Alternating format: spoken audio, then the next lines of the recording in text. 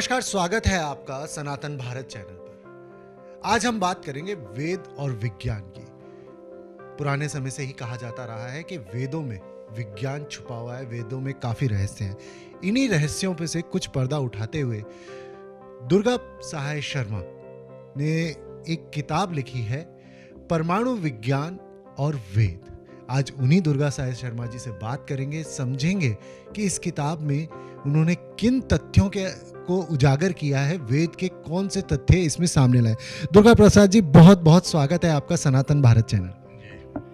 दुर्गा प्रसाद जी, आपने जो ये किताब लिखी है परमाणु विज्ञान और वेद, तो सबसे पहली चीज तो मैं यही समझना चाहूंगा, किताब का एक छोटा सा सार कि क्या है ये, किस संदर्भ में है। ओम गुरुर्ब्रह्मा गुरुर्विष्णु गुरुर्देवो महेश्वरः गुरु साक्षात् परब्रह्म तस्मै श्री गुरुवे नमः। ओम सहना भवतु सहनौ भुनक्तु सह वीर्यं करवावहै तेजस्विनावधीतमस्तु मा विद्विषावहै। ओम शांति शांति शांति। ऐसा है, हमारे वेदों में ये सनातन है और अपौरुष हैं, साक्षात ईश्वर से निर्मित हैं, ऋषि उनके दृष्टा हैं।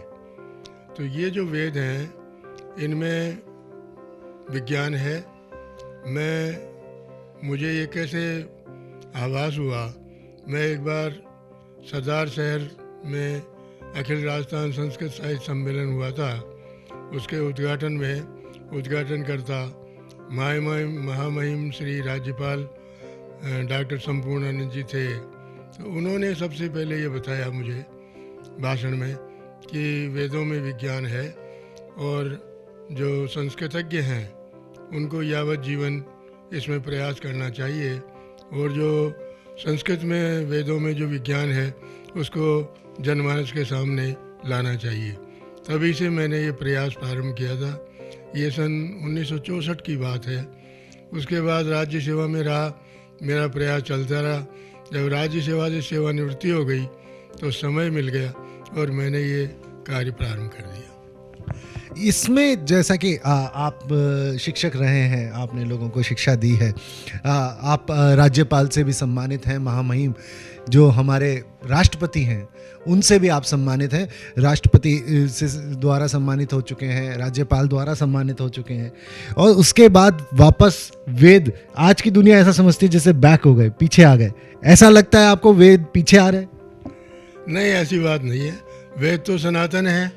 आज का जो विज्ञान है वो इनमें मिल रहा है, इसका मतलब ये तो नित्य है, कभी पुराने नहीं होते, आज भी ये आधुनिक है। एक चीज़, जैसे मैं इस किताब के कुछ हाइलाइट्स पढ़ रहा था, कुछ समझने की कोशिश कर रहा था, तो उसमें एक चीज़ समझ में आई कि आपने एक त्रिज्या, जिसे हम कहते हैं, एक परिधि के जो पृथ्वी है, गोल पृथ्वी है, इसकी एक सेंटर से और त्रिज्या तक की दूरी कुछ वेदों के माध्यम से आपने क्लियर की। जी हाँ, वेद में एक मंत्र है, असंख्याता सहस्राणि जे रुद्रादि भूम्याम में तेखा गुं सहस्र योजनैव धन्वानि तन्मसि। तो इसमें रुद्र शब्द आया है। रुद्र शब्द के लिए अपना जो यजुर्वेद है उसके 9वें अध्याय में मंत्र संख्या 31 से 34 तक 3 मंत्र हैं, 4 मंत्र हैं। तो उनमें इन तत्वों की परमाणु संख्या दी हुई है।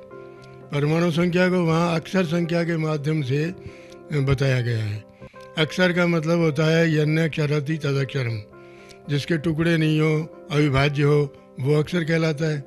वो परमाणु में जो प्रोटॉन है वो भी अविभाज्य है, इसलिए वो अक्षर है।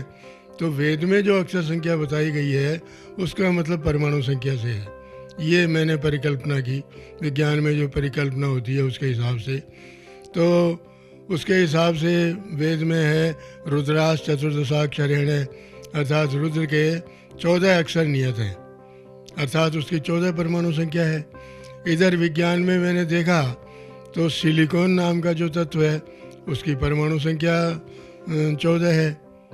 तो विज्ञान में ये भी बताया गया है कि पृथ्वी का अधिकांश जो कण है वो सिलिकॉन डाइऑक्साइड के बने हुए हैं, और यहाँ स्पष्ट मंत्र में भी यही बताया गया है कि असंख्याता रुद्राणी जे अधिभूम्याम में।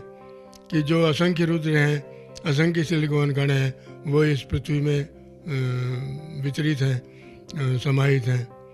तो इसमें आगे बताया गया है कि असंख्याता सहस्राणि जय रुद्रादि भूम्याम में ते खाकू सहस्रयोजनेव धनवानी तन्मसी।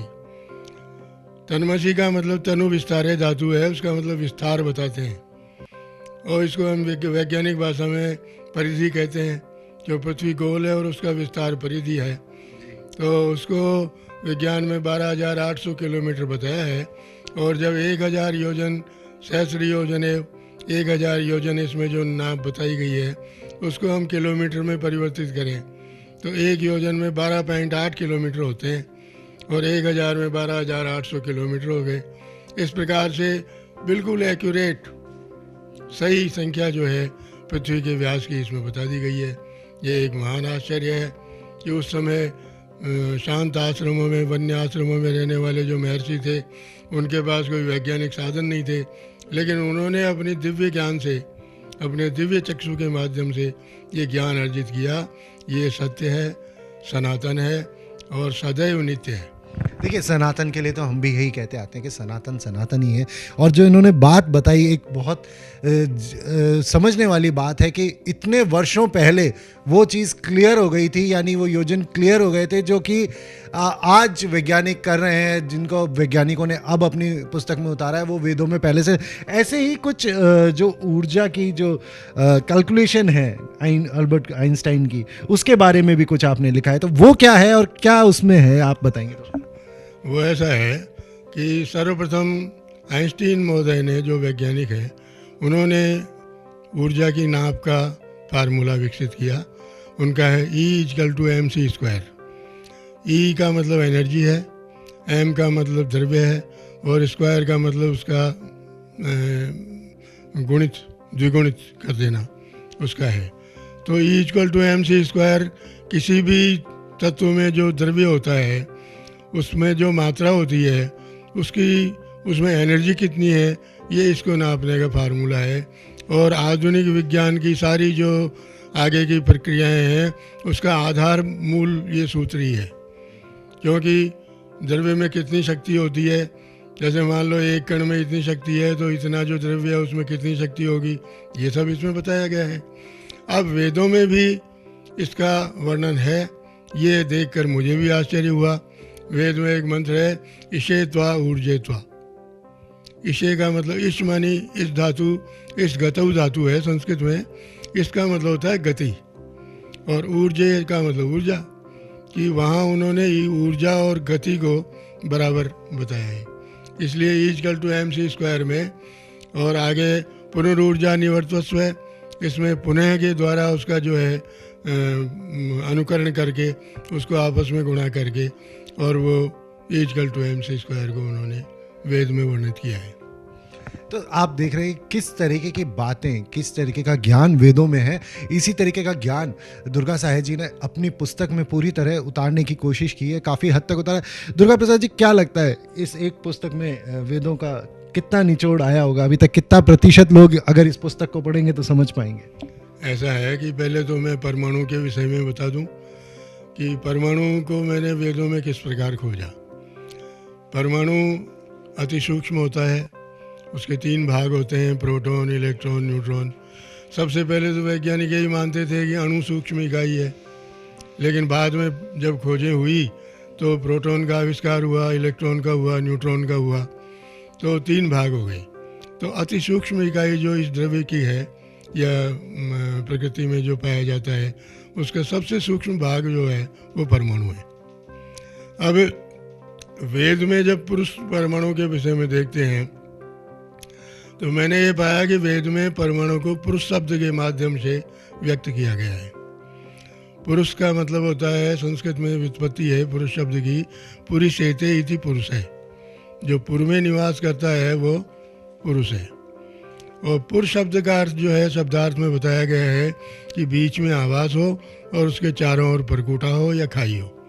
तो अब यदि मान लो ये जो पुरुष शब्द है ये अपने आप में परमाणु की संरचना को समाहित रखता है। जैसे मान लो परमाणु में भी क्या है कि बीच में तो निवास है, जिसमें प्रोटॉन और न्यूट्रॉन रहते हैं, और चारों ओर खाई या परकोटे के रूप में इलेक्ट्रॉन की परिधि है जिसमें इलेक्ट्रॉन चक्कर लगाता है। तो इस प्रकार से ये कुछ आभास हुआ कि ये पुरुष शब्द जो है ये परमाणु के अर्थ को अपने आप में अंतर्निहित रखता है। तो इसका अर्थ है कि क्या वेद में परमाणु को पुरुष शब्द के माध्यम से व्यक्त किया गया है।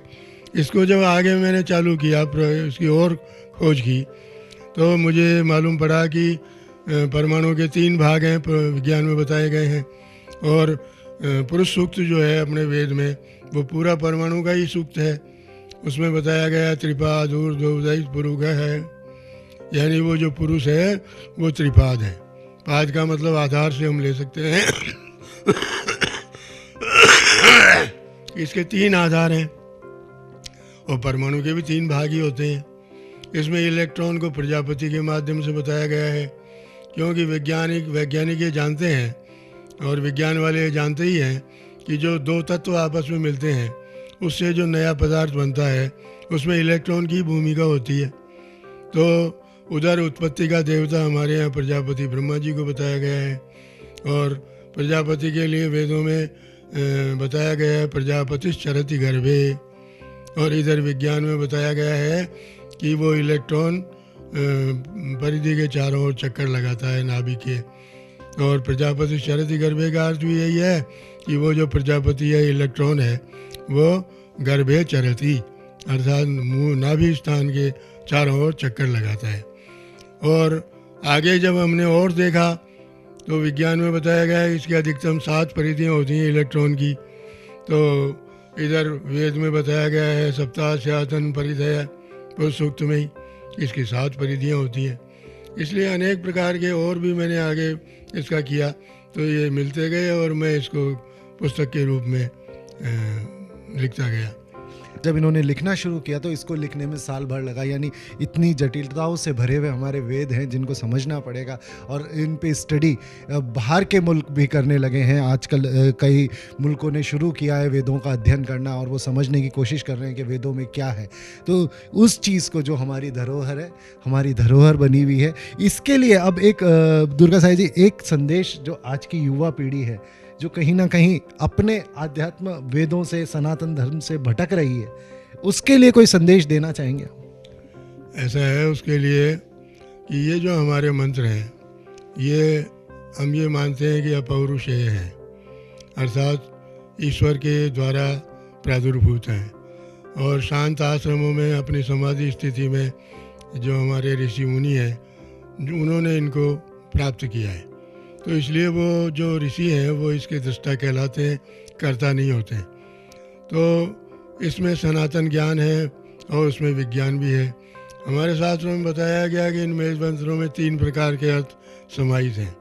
पहला आध्यात्मिक अर्थ है, तो उस आध्यात्मिक अर्थ की आगे व्याख्या आध्यात्मिक युग में हुई। आत्मा और परमात्मा उसका विषय है।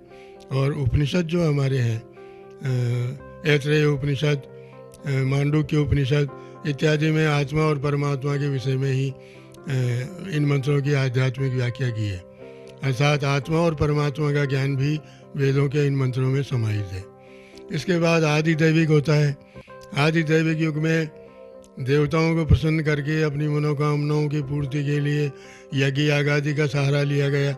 जैसा कि बताया गया है स्वर्ग कामो यजेत है, अर्थात स्वर्ग अर्थात अपने मनोकामनाओं की पूर्ति की इच्छा हो तो यज्ञ करना चाहिए।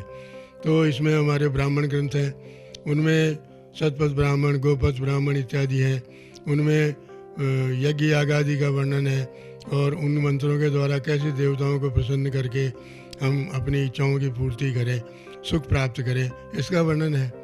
अब आज का युग आदि भौतिक युग है, आज वैज्ञानिक है। विज्ञान का मतलब विज्ञान आदि भौतिक का ही उसका क्षेत्र है।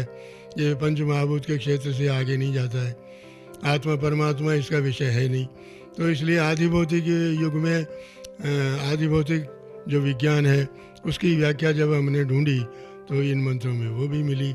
इसलिए ये नित्य हैं और हमेशा हमारे जो सनातन धर्मी हैं, जो भारतवासी हैं, उनको वेदों का अध्ययन अवश्य करना चाहिए। वेद में भी कहा है कि असंख्याता वेद में वो बताया है, देखो ब्राह्मण से निष्कारणो धर्म है, अर्थात जो ब्रह्म की उपासना करता है, ईश्वर को जानना चाहता है, उसका निष्कारण धर्म है कि षडंगो वेदो अध्ययो ज्ञेयस्य, अर्थात 6 अंगों सहित वेद का अध्ययन करे और उसके मर्म रहस्य को जाने। तो इस प्रकार से हमारे जीवन का ध्येय यही होना चाहिए कि हम आधुनिक युग में तो जिए, लेकिन अपने प्राचीन जो विज्ञान है उसको भी साथ में लें, ताकि विश्व को ये मालूम पड़े कि भारत केवल अंधविश्वास का देश नहीं है, प्रदेश नहीं है। उसके जो प्राचीन ऋषि मुनि थे वो विज्ञान के जनक थे।